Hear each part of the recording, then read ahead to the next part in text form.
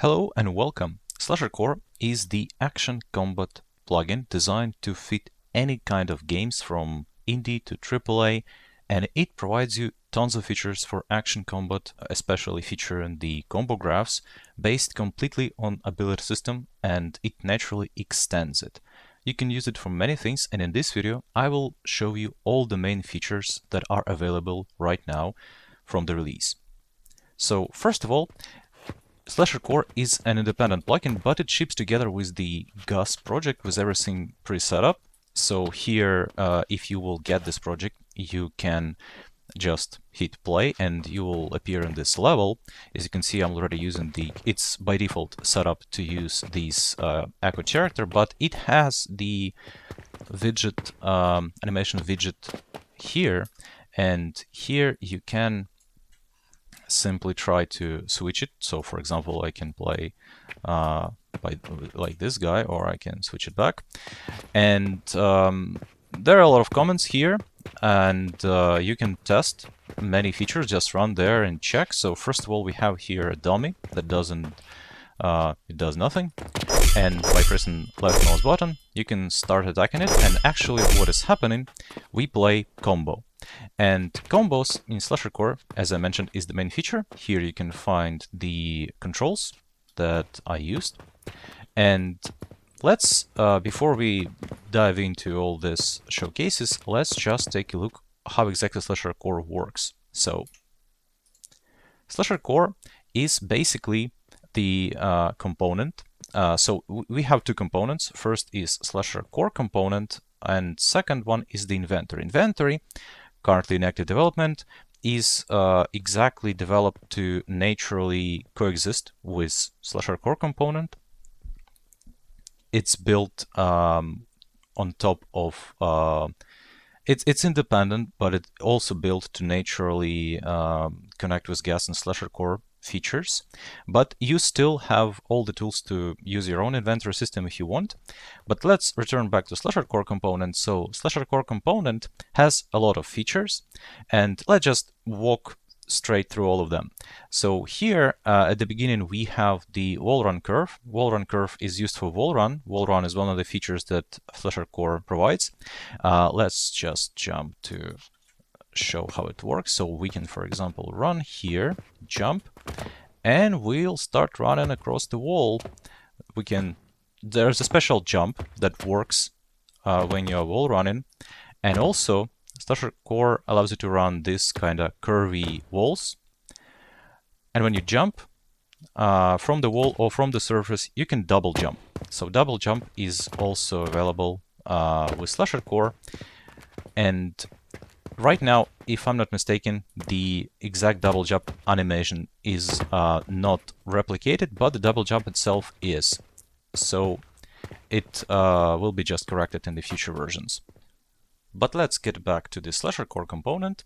So let's go down, and here we have the target lock. Right now, certain features are stretched among different similar categories. I will fix that later, but they are all available. And target lock is the ability that's available by pressing the middle mouse button that allows you to automatically lock on target. It's not the hard lock, so you can slightly move your mouse and it will be automatically smoothly returned to face the target. If I will kill the target, yeah, I can bounce through walls. If I will kill it, so the target lock disappears and I can no longer lock on this target. To set up it, it's automatically managed already, and everything you have to do is to specify these parameters, or you can leave them if they work for you. Although if you have several targets like this, by pressing the arrow buttons, you can switch between them like this. Let's get back here. And also you may find also these section targeting, target must have tags and target must not have tags. As I mentioned, SlasherCore uses ability system gameplay tags in many places, so this is one of them. So these tags are considered when the component validates whether the actual actor is can be a valid target to lock on or not. So you can specify these to your needs. Next thing, let's go back. Here we have combos. So combo is a very interesting thing. Here, if we'll anywhere actually, if you press right click, /core, you can see that these are the asset /core adds to your project. So we have some inventory and combo asset. So all these here in the plugin combo example folder are used already in the Gasp example project and also in plugin itself, because plugin itself has the third-person example also set up and working. So let's, for example, open the stylish combo. So this is the combo. In combo graph, you can create nodes, and right now, mostly always you can need just new attack combo node. The end node, I have it, but it's not necessary. If you have nothing, transition leading to nowhere, the graph will just end. Also, if you have the transition node allows you to transition to the node by GUID. So every node, if you click on it, at the very bottom, will have the node GUID. You can't edit this GUID, and it's issued at the moment the node is created, and it's permanent. It's also valid across the network, but I will tell you about that additionally in a different video.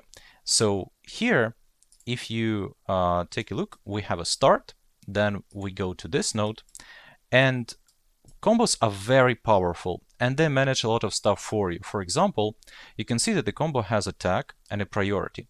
This works in a way that you can have multiple combos with the same tag, for example, light attack, but with a different priority. And if, for example, you'll activate a combo by tag, it's possible. The priority will be considered to select which exactly combo graph should be activated. Also, we have here the input mapping context and activation input. You can provide them here and the input will be handled automatically for you. For all the mapping context that you're going to use with /core, I would recommend you in the options here, registration tracking mode, select the count registrations. And then you can just specify it here, provide the activation input. If these are set up, all the bindings and activation will be handled automatically for you. So this graph could start from the input or from tag, considering the priority. All this happens automatically under the hood. You can also have a combo name, but it's only for you right now.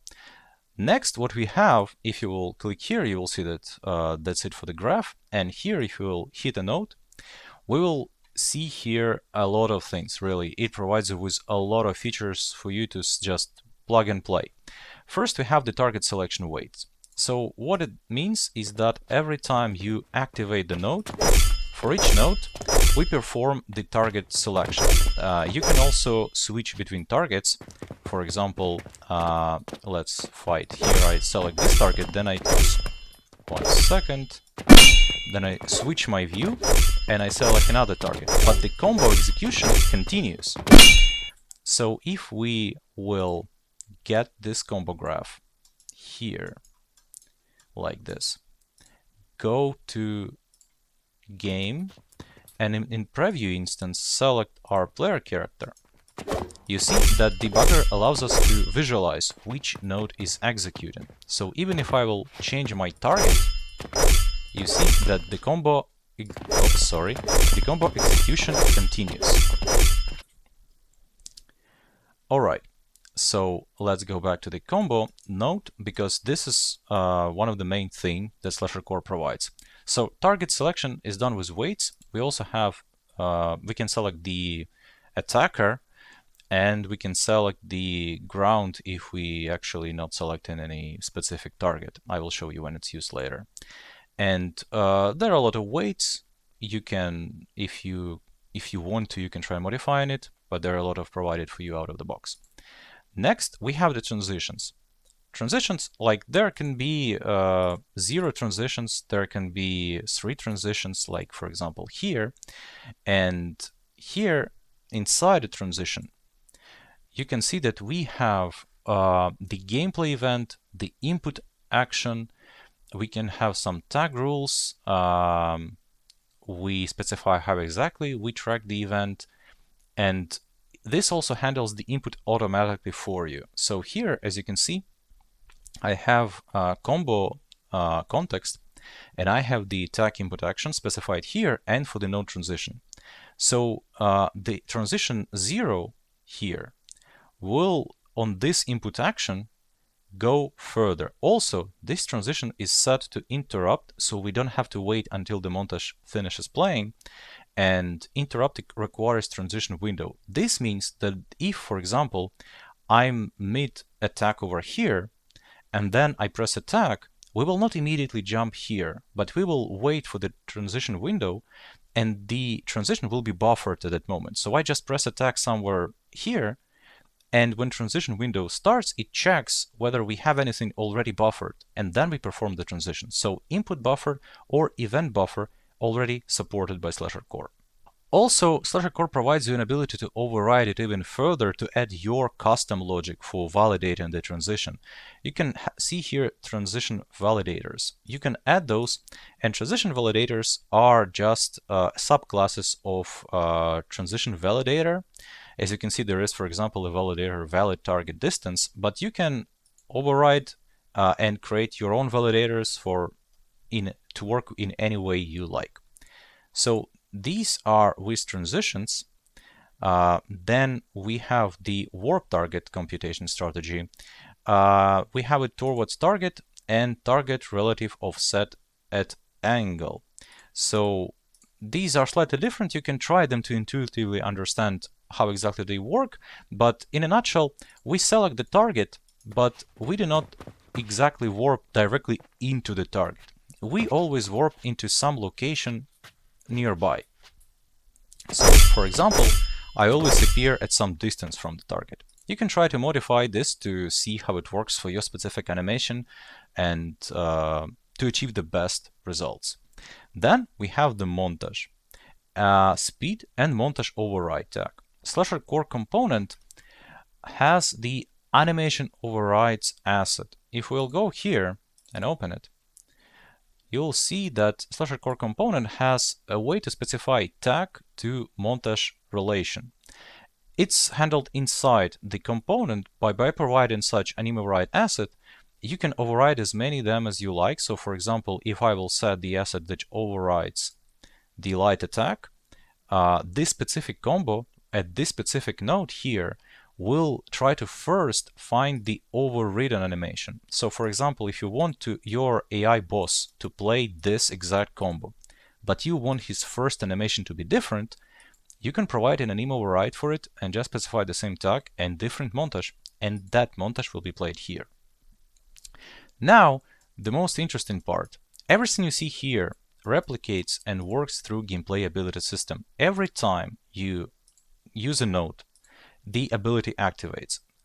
Under the hood, how it works, it's slightly different story for another video, but I can just tell you that this is an ability, local predicted ability, that plays the montage. The montage is not sent from client to server, rather both client and server know which combo graph you're currently playing and can verify the transition and will get the montage to play exactly in the same way from the same node, from the one you're currently playing. And why I'm telling you this is because of the next part here, because you see there's ability system. And we have an ability class that's played. So you see it's BPSC attack, which derived from the montage ability, which is derived from the base ability.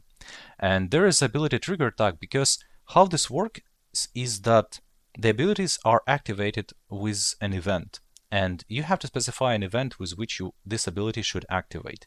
All the required data about the graph or anything else will be packed into the target data and sent to this ability with an activation. That's how we can get the data and to process an ability. So you can take a look here, all the abilities that are used by /core. But for now, let's move further. We can also specify the movement mode in which we would like this node to operate. /core standard abilities also provide the function if we'll open the full blueprint editor, here, get movement mode on end, where you can directly specify which movement mode you want to be at the end of this ability. So most always it should be falling. And this time we also use falling during this ability execution for the warping to work and for us not to stick in the air. Next, what we have is collision. We can disable some collisions here for us. That is important, for example, if you are playing with some giant sword and this might be important if you would like to not be interrupted by some, for example, dynamic objects or whatever. So in that case, you would like to disable some collision channels. There are also target collision channels to ignore, so you can also ask your target to ignore some collision channels. Then the most interesting part of how actually Slasher Core does damage, receives damage, processes it. This is the concept of damage applications and receivers. Damage application is something that applies damage. Damage receivers could exist. Many of them could be on the target, and they will first process the damage before it actually can be applied. It's a different story how exactly it works under the hood, but let's say that what you specify here will be added to whatever this montage node or weapon will deal by itself. And for example, you can have here the specific effects. This would be the most common one if you use ability system, and I assume you would. So here you can specify damage effects. You can specify the tag. This is for application only. And you can specify the damage info, damage amount, again, damage tags. And by default, this node has nothing because inside we get those only from the equipped weapon. But I'll tell you about it a bit later. Next, we can check whether this node, in order at all to execute, requires target. So as you can see, this node has this false.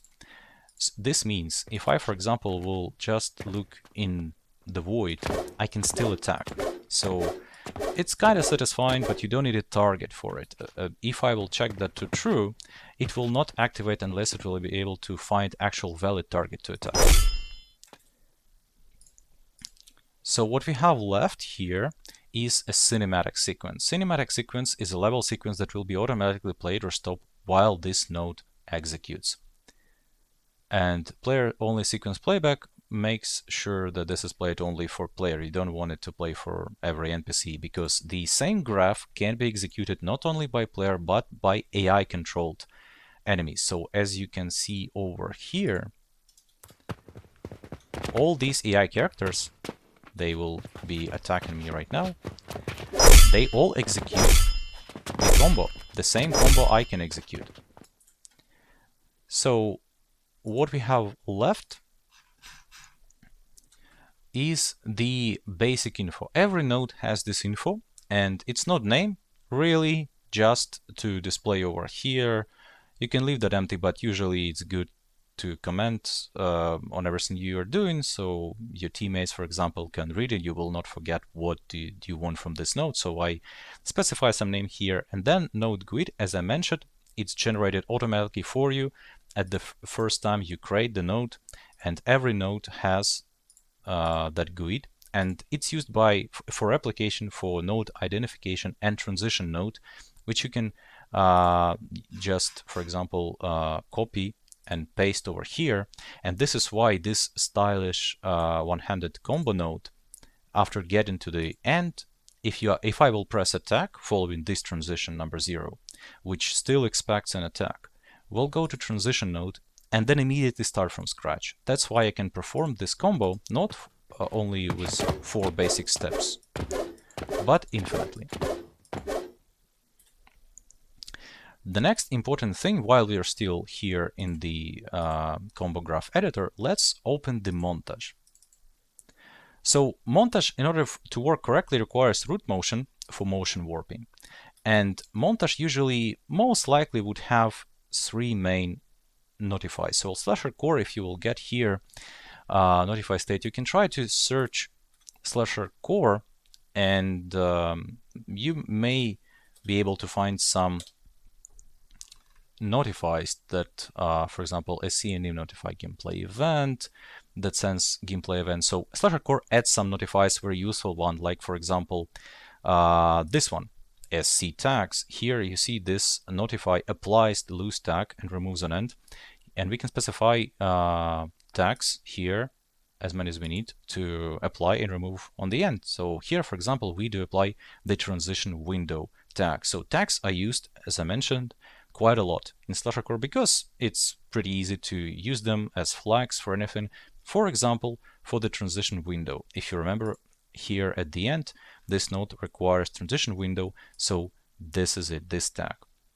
But the main one that applies damage is called SC damage.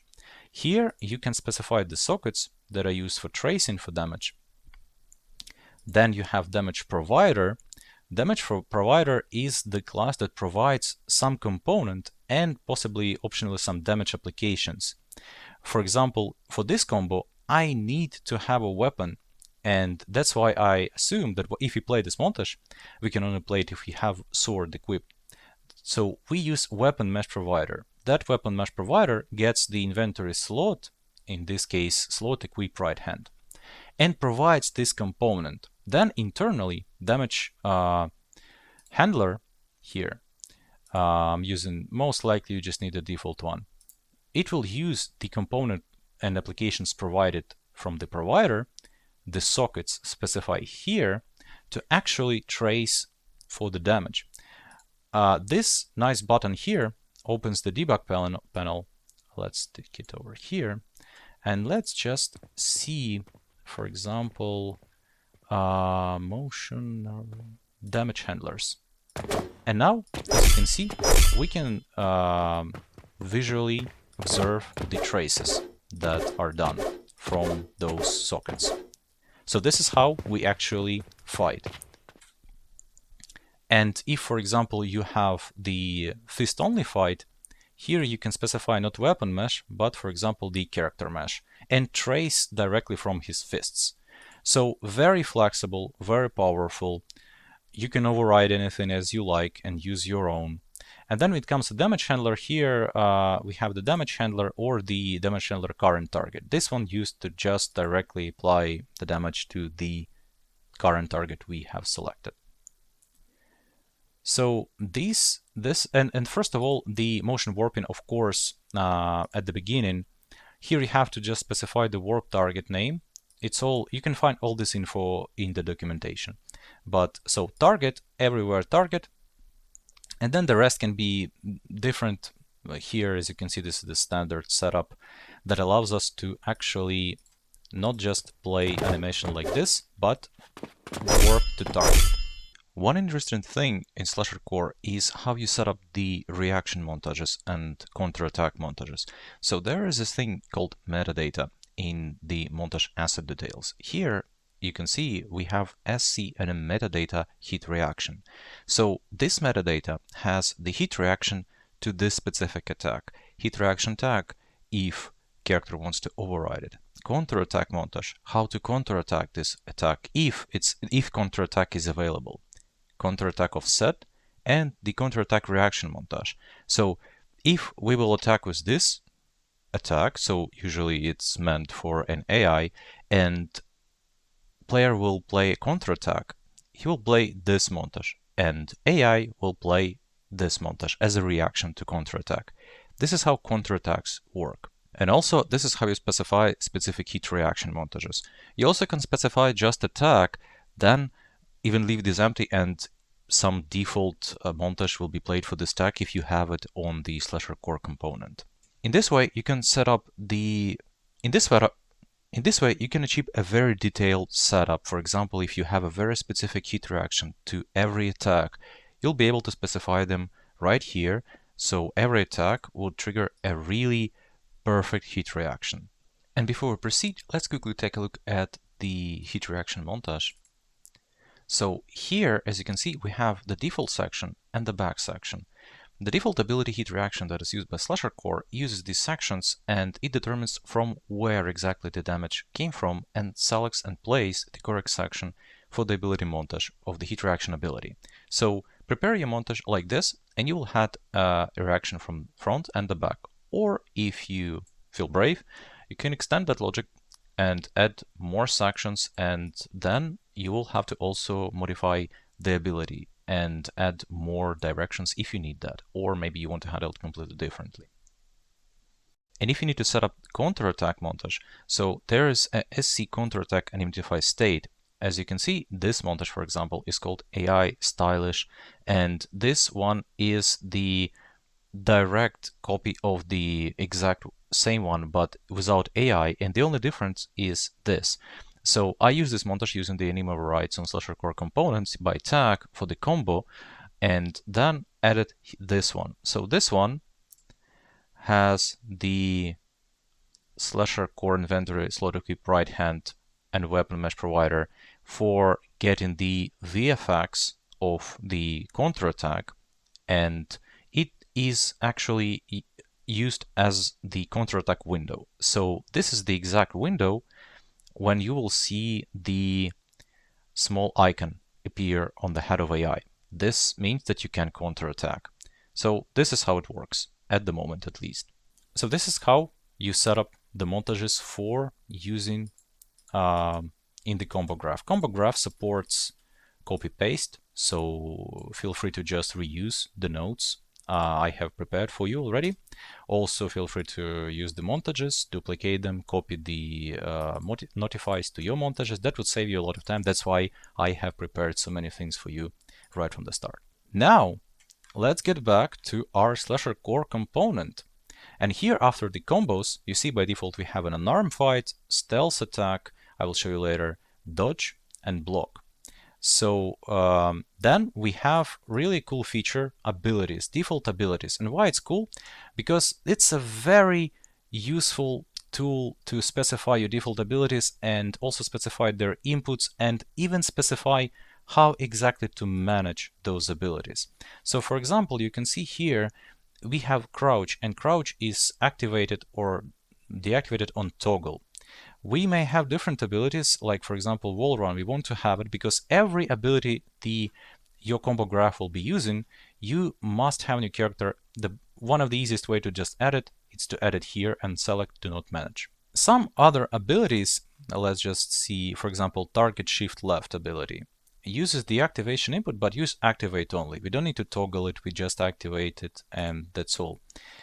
And for example, the aim projectile ability, I will show you later, uses while pressed. So this is very, very intuitive and simple way to handle inputs for your abilities. I highly recommend you to consider it because it might save you a lot of time and does a lot of stuff for you inside, and you can just spend time actually doing the setup and not thinking about how to handle on the inputs. Then we have custom attribute set if you have any to add. And we have default gameplay effects. By default, as you can see, we specify here the default attributes and Slasher Core default abilities. Also, there are default tags that will be added as a loose replicated tags. And as you can see, these tags can be used as sort of flags to logic. So for example, I'm adding here the flag ragdoll on death. If you will remove that tag, it means you don't want to have ragdoll on death. Maybe you want to do something else. But here I have this tag by default. Targeting we have already discussed.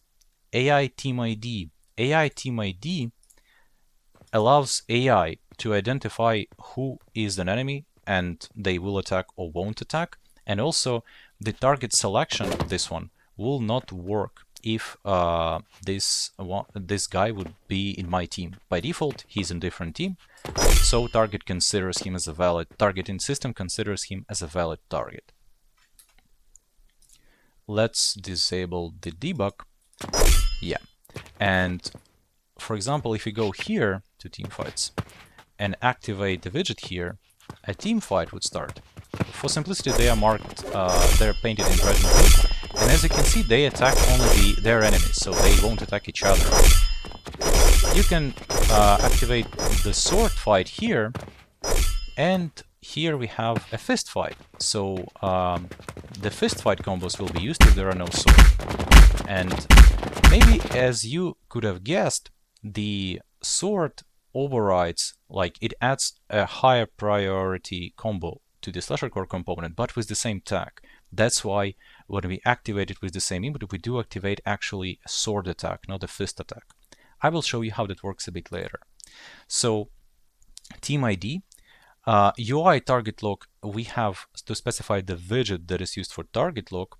As you can see, I already provide one for you. You can modify it. There is a world of set for it. And then for AI, we have the AI state tree that is used. And also, optionally, you can specify the patrol in spline actor, speed, and patrol acceptance radius. Here on this map, you can find the example over there, and this gentleman here specifically set to walk along the spline and run if he has a target. This is specific to Gasp, because Gasp uses that to change the way how character operates. In the basic third-person template example, which is included into plugin itself, it's not needed. So you can check how this is set up. And the default state tree provides you with all the basic needs. So idle, patrol, and investigate are implemented via the separate subtrees, so you can replace them, for example, if you want. There are a few really cool things the Slasher Core provides for AI, and one of the things is Slasher Core execute combo task that actually can execute the combo by tag. So this is what I meant when I was saying that AI can execute the same combos. You can even execute them from state tree. And one other thing is the ability task. If I'm not mistaken, it might be inside the investigate tree. And yeah, it's called for here look around and Slasher Core playability task. So this is cool because this node would actually execute while the ability is active, and if it's a montage ability, this means that AI can play a montage ability and then proceed to other logic. So it's very useful. Also here you have a lot of useful data about the target from the, just give me a second, from the Slasher Core get target info. You can investigate it for yourself. There are a few tasks, Slasher Core get target info and Slasher Core movement helper tasks, that are constantly running. And I believe you'll find a lot of stuff that will simplify your AI workflow a lot. Then I already mentioned the anim overrides. And here we have the effect map. As with animation, Slasher Core manages the effects by tags. So sometimes the gameplay queue or something else can try to get an effect by tag. So for example, when this character will be damaged, the gameplay queue will try to get the effect by tag blood. And this is specified here. Also, we have the effect for block, for punch, and the effect in Slasher Core, it unites several things. It's the sound effect, particle effect, Niagara effect. You can use only one of these. I just provided both because I don't know what you're using, and the camera shake class. So that's all for exactly Slasher Core component. And let's just quickly open the character, for example, the one that is set up for Gasp. Wait here.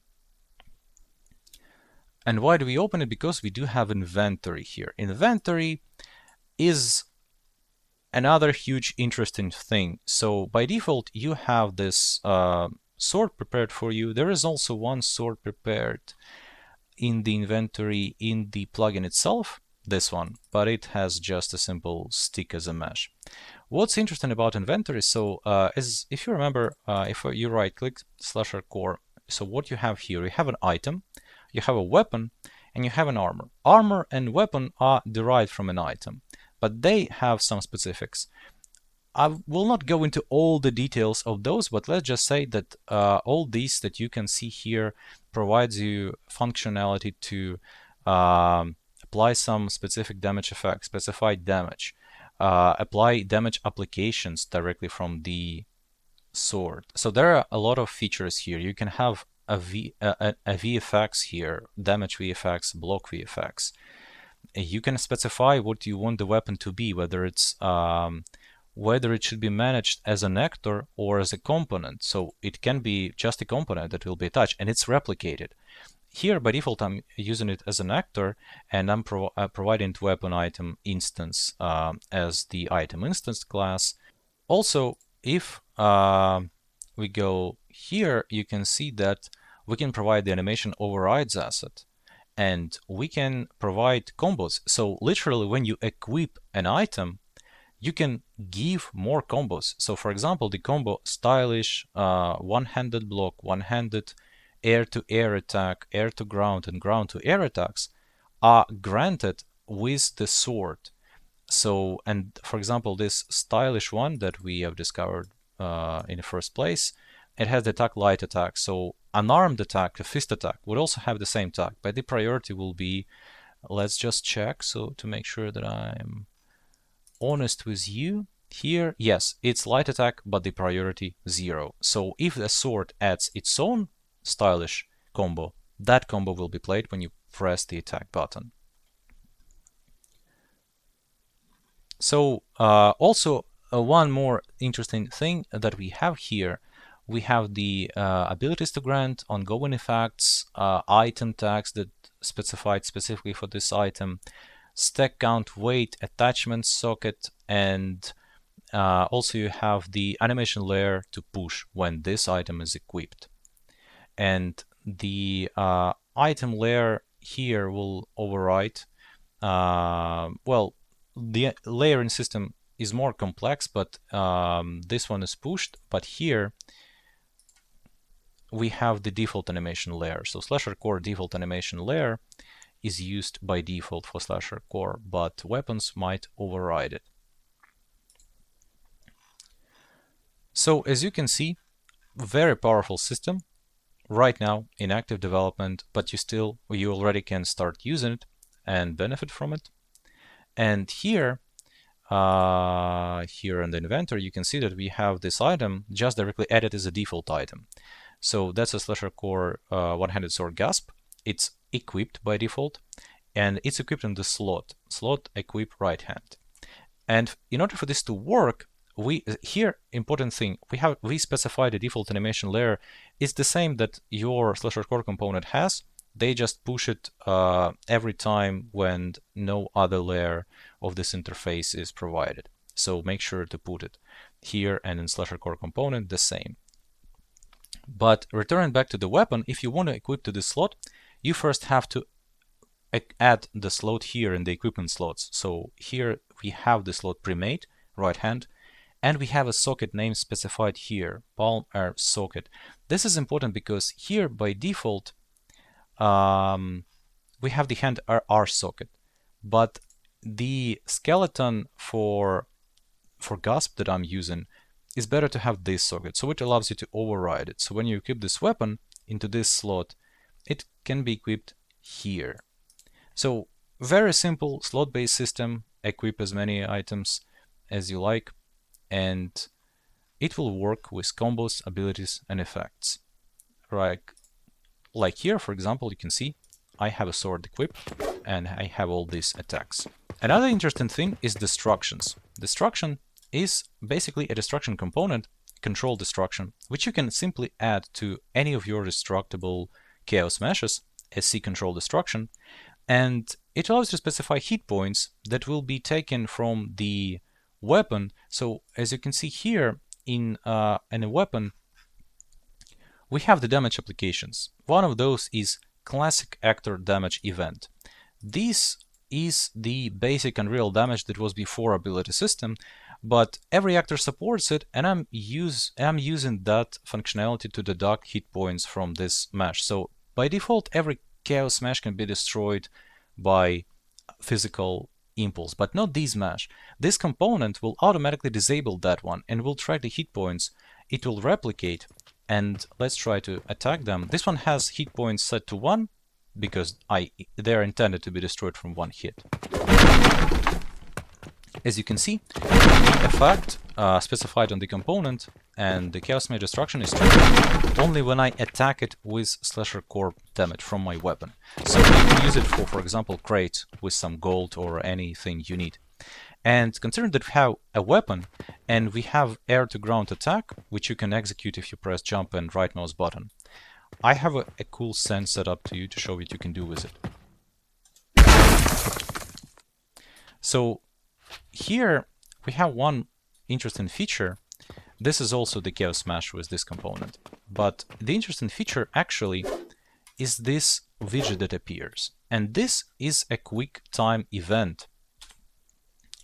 So slasher core allows you to add quick time events and execute something based on the outcome, whether the input, like here, for example, we fail to press it, nothing happens, or here, when we press and we attack. So this is also this comes with slasher core, and it's in the documentation. You can add it in any place you like, and it also works through the ability system. So it sends an event, it sends a gameplay event in case of different outcomes. Right now that I want to show you is stealth gameplay.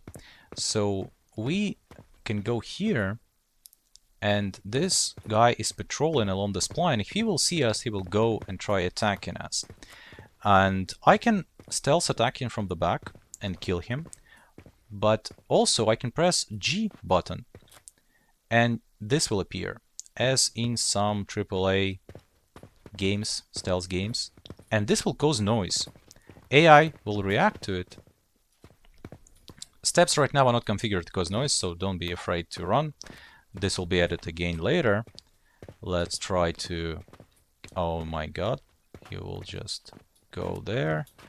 And now if I will come from the back and crouch and press Q,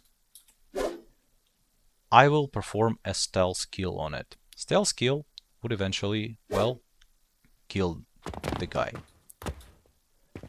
In the actual battle, the Q button triggers the counterattack reaction. Again, you can change all these inputs as you like.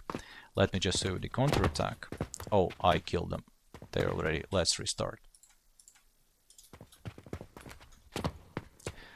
When the small icon appears, if I press Q button at the right timing, let's wait. Yeah, the counterattack will be performed. As you have just witnessed for yourself, Slasher Core provides you with huge amount of professional level features that I believe would save you insane amount of time developing your own project. From now on, new updates, new cool amazing features, fixes, improvements, together with in-depth tutorials on how Slasher Core works exactly under the hood will be available on my Patreon. Thank you for watching.